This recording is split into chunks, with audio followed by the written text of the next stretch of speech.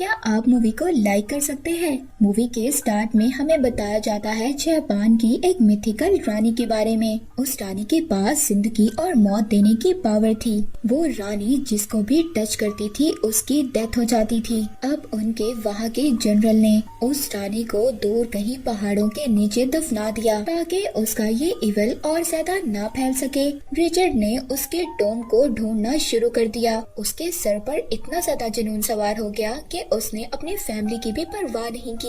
Richard की एक बेटी भी थी लारा, जिसको वो अकेला छोड़कर चले गए थे। और अब हमें मूवी में लारा दिखाई जाती है जो कि एक बॉक्सर बन गई थी। साथ ही वहाँ के ऑनर आते हैं और कहते हैं कि तुम्हारी मेंबरशिप फी अभी भी बाकी है। यहाँ से हमें लारा के स्टोरी के बारे में पता चलता है कि लारा के फादर जो रिचर्ड थे, जो उस रानी की तलाश में निकले थे, वो कभी वापस आए ही नहीं। और फिर इसके बाद वहाँ की गवर्नमेंट ने ये अनाउंस कर दिया कि वो मर चुके हैं। पर लारा के पास पैसों की कमी नहीं थी। उसके फादर ने उसके लिए बहुत सारी प्रॉपर्टी छोड़ी थी, पर वो इस बात को मानने के लिए तैयार ही नहीं थी कि उसके फादर की डेथ हो गई है। उसके फादर की बिजनेस पार्टनर भी बार बार उसको समझाती थी, मगर फिर भी लारा प्रॉपर्टी के पेपर साइन करने से इनकार कर देती है। उसको अभी भी ये उम्मीद थी कि उसके फादर जिंदा है। लास्ट में उसके फादर की बिजनेस पार्टनर उसको साइन करने के लिए मना लेती है। अगर वो ऐसा ना करती तो उसकी सारी प्रॉपर्टी ऑक्शन में चली जाती। साथ ही साथ जब वो पेपर साइन कर रही थी तो उसको ये भी पता चलता है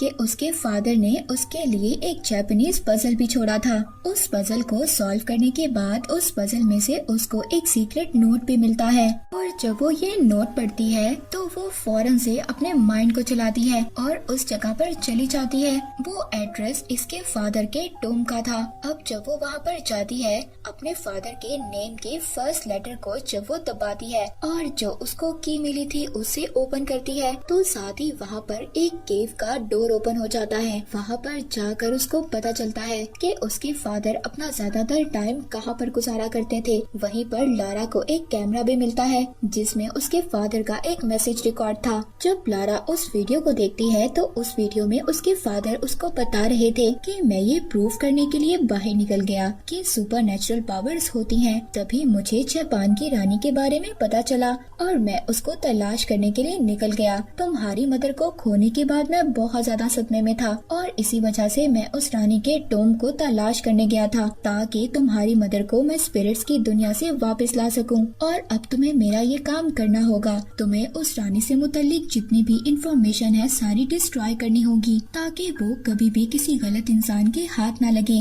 अब जब लारा ये मैसेज सुनती है तो वहाँ पर वो सभी चीजों को देखने लगती है। अब लारा जब वहाँ पर सारी इंफॉर्मेशन पढ़ती है तो उसको पता चलता है कि उसके फादर की किसने हेल्प की थी। अब वो अपने फादर की कोई चीज उधार रखकर कुछ पैसे जमा करती है और हांगकांग के लिए निकल जाती है और फौरन से उस शिप को ढूंढने लगती है जहाँ पर लास्ट बार इसके फादर को उस शिप में देखा गया था। पर तभी जब लारा वो शिप ढूंढ रही थी तो वहाँ पर कुछ चोर आ जाते हैं, उसका बैग चुरा कर भाग जाते हैं। पर उन चोरों ने गलत लड़की से बैग चुरा लिया था। लारा उन चोरों का पीछा करती है, उनको अपनी बॉक्सिंग स्किल से हरा देती है और अपना बैग वापस करने पर मजबूर कर देती है। पर अब लारा को वो शिप भी मिल गया था। उस शिप के ऑनर से जब लारा बात करती है तो उस शिप का ऑनर बताता है कि मेरे फादर ने तुम्हारे फादर की हेल्प की थी, मगर मेरे फादर भी तुम्हारे फादर की हेल्प करने के बाद कभी भी नहीं वापस आए। मुझे नहीं पता वो जिंदा है या मर गए। अब लारा उस शिप के ऑनर को कहती है कि हम दोनों मिलकर अपने फादर्स को ढूंढ सकते हैं, क्योंकि लारा को अपने फादर की इंफॉर्मेशन से उस आइलैंड का पता चल गया था। मगर लारा को ये नहीं पता था कि वो आइलैंड कितना ज्यादा खतरनाक है, इसीलिए वो ऑनर वहाँ पर जाने से मना कर देता है। पर जब लारा उस ऑनर को थोड़े से पैसों का लालच देती है, उस ऑनर पर आगे ही बहुत सारा कर्ज था। जब वो थोड़े से पैसे देखता है तो वो भी लारा की हेल्प करने के लिए तैयार हो जाता है। अब सफर के दौरान लारा अपने फादर के सारे पजल्स को सॉल्व करती है, जिसमें उसको पता चलता है कि उस रानी हिमिको के पीछे और भी इवल ग्रुप था जो उस रानी को ढूंढने की तलाश में थे। अब जब लारा पजल सॉल्व करते करते शिप में ही सो गई थी, तभी वो एक झटके से जाग जाती है क्योंकि उनका शिप उस आइलैंड तक पहुंच गया था और वहाँ पर बहुत खतरनाक लहरें थी। अब जब वो शिप का ऑनर अपने शिप को कंट्रोल नहीं कर पाता तो वो लारा से कूदने का कहता है। लारा अपने फादर के सभी पेपर्स को समेट रही थी। इतने में एक लहर आती है और लारा को अपने साथ ले जाती है, पर वो तूफान इतना ज्यादा खतरनाक था। लारा उस तूफान से बचते हुए समंदर में कूद जाती है और उनका शिप एक पत्थर से टकरा गया था। उनके शिप के टुकड़े टुकड़े हो जाते हैं। लारा को जब होश आता है तो वो एक ग्रुप के सामने थी। उस ग्रुप का लीडर लारा को ये बताता है कि उस रानी के टॉम को ढूंढने के चक्कर में मैंने तुम्हारे फादर की जान ले ली। अब जब लारा के बैग से लारा के फादर का उसको जर्नल मिलता है। अब वो लोग लारा को भी लेबर बना लेते हैं और हिमिको के एड्रेस की तरफ निकल पड़ते हैं। वहाँ पर शिप का ऑनर भी था। वो लारा की हेल्प करता है, लारा को भागने का कहता है। तभी लारा जब भाग रही थी तो भागते भागते वो तेज पानी की लहर में डूब जाती है। लारा इससे पहले डूब जाती। वहाँ पर एक क्रैश प्लेन मिलता है, वो उसको पकड़ लेती है, पर वो बेचारी वहाँ पर क्या करती, उसके वजन से वो प्लेन टूटने लगता है। लारा थोड़ी सी हिम्मत दिखाती है, वो तेज भागती है और उस प्लेन के मेन पार्ट को पकड़ लेती है। वो बेचारी थोड़ा सा सांस लेती इससे पहले वो प्लेन सारे का सारा टूटकर नीचे गिर जाता है। तभी लारा को उस प्लेन से एक पैराशूट मिलता है। वो पैराशूट ओपन करती है और जंगल में क्रैश लैंडिंग करती है। रात हो गई थी, उसको जंगल में कोई भी नजर नहीं आता जो उसकी हेल्प करता। तभी एक आदमी उसको देखकर भाग जाता है। लारा जब उसका पीछा करती है तो ये आदमी कोई और नहीं बल्कि उसके फादर थे। लारा के फादर अपनी बेटी को इतने सालों बाद देखकर बहुत ज्यादा खुश होते हैं। उनकी आंखों से आंसू आ रहे थे। पर जब सुबह होती है तो लारा उस ग्रुप के बारे में अपने फादर को बताती है कि उन लोगों ने उसके फादर की बुक ले ली थी जिसमें सारी इन्फॉर्मेशन लिखी हुई थी। तो उसके फादर ये सुनकर बहुत ज्यादा नाराज होते हैं। कहते हैं, लारा तुमने मेरा मैसेज नहीं सुना, मैंने उसमें कहा था कि तुम्हें इन चीजों को डिस्ट्रॉय करना होगा और अब तुम्हें पता है पूरी दुनिया खतरे में है। अब तभी लारा जल्दी से वहाँ की तरफ भागती है और अपने तीरों से उन लोगों पर अटैक करती है। उन लोगों को वो टॉम तो मिल जाता है मगर उसका एंट्रेंस कैसे था ये नहीं पता था। वहाँ पर लारा के फादर रिचर्ड भी पहुँच गए थे। लारा के फादर को उस ग्रुप के लीडर ने पकड़ लिया था। अब लारा को ही एंट्रेंस का पजल सॉल्व करना पड़ता है। लारा अपने दिमाग से पजल को सॉल्व करती है और उस टॉम का डोर ओपन हो जाता है। अब यहाँ पर एक एक कर वो लोग उस केव के अंदर आते हैं, पर उनका एक गलत कदम वहाँ पर उस लीडर के आदमी की जान ले लेता है। वो वहाँ पर एक खाई देखते हैं जहाँ पर बहुत सारे स्केलेटन थे। ये देखकर वो बहुत ज्यादा शॉक्ड हो जाते हैं।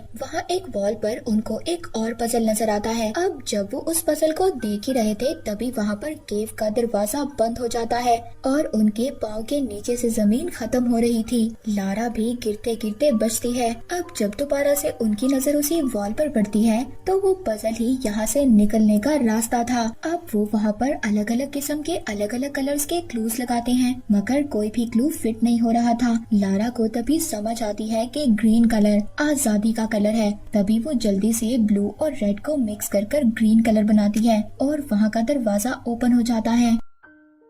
वो दरवाजा खुलने के बाद इनको उस रानी का टॉम नजर आता है। अब जब वो उसके टॉम को ओपन करते हैं वो रानी एक नॉर्मल इंसान नजर आ रही थी, पर देखते देखते वो एक स्केलेटन में बदल जाती है। जब वहाँ पर उस लीडर का एक साथी उस रानी को उठा रहा था तभी उसके हाथ पर इन्फेक्शन हो जाता है और एक दर्दनाक इन्फेक्शन से वो चीख कर मर जाता है। अब लारा जब उन्हीं सभी पजल्स और वहाँ की पेंटिंग्स को देखती है तो उसको समझ आता है कि ये रानी कोई जादूगरनी नहीं थी बल्कि इसको तो कोई इन्फेक्शन हो गया था और यही वजह थी कि ये रानी जिसको भी हाथ लगाती थी वो मर जाता था और उसने अपने मन से खुद को सेक्रीफाइस किया। वो ये नहीं चाहती थी कि उसकी वजह से पूरी दुनिया खत्म हो जाती। रिचर्ड और लारा उस लीडर को मना करती है कि इसको यहाँ से हमें नहीं ले जाना चाहिए, पर वो लीडर उनकी कोई भी बात नहीं मानता और उस रानी की एक उंगली काट कर अपने पास रख लेता है। अब वो लीडर तो उस रानी की एक उंगली ले गया था,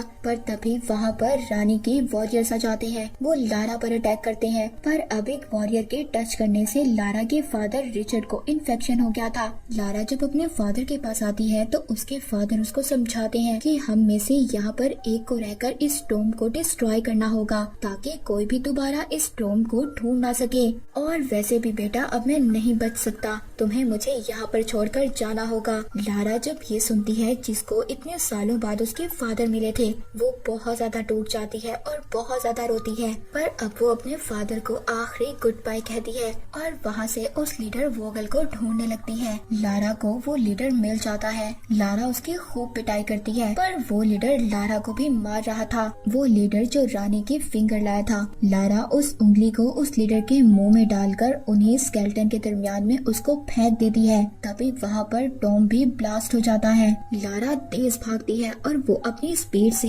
एग्जिट डोर की तरफ भाग गई थी, पर तभी वो वहाँ पर फंस जाती है। उसकी ये लक थी कि वहाँ पर वही शिप का ऑनर था, वो उसको बचा लेता है। वहाँ पर एक हेलीकॉप्टर भी आ गया था। अब उस हेलीकॉप्टर को हाईजैक करने के बाद सभी लोग बिल्कुल ठीक उस आइलैंड से बाहर आ जाते हैं। अब लारा को हमें लंदन दिखाया जाता है, जहाँ पर उसने अपने फादर की सारी प्रॉपर्टी को एक्सेप्ट कर लिया था। अब जब लारा वहाँ पर अपनी कंपनीज की लिस्ट को देख रही थी, तभी उसको पता चलता है एक ऐसी कंपनी के बारे में जो सुपर नेचुरल आर्टिफिक्स को हासिल कर दुनिया पर कब्जा करना चाहती थी। और वो कंपनी की ऑनर कोई और नहीं बल्कि वो ही लेडी थी जो इसके फादर की बिजनेस पार्टनर थी, जिसको हमने मूवी के स्टार्ट में देखा। उस बिजनेस पार्टनर एना का ये काम था लारा को बिजनेस की बातों में उलझाए रखना, ताकि वो इसके काम में ना आ सके। और अब जब लारा को सब कुछ पता चल गया था, तो वो ये डिसाइड करती है कि वो इनका मुकाबला करेगी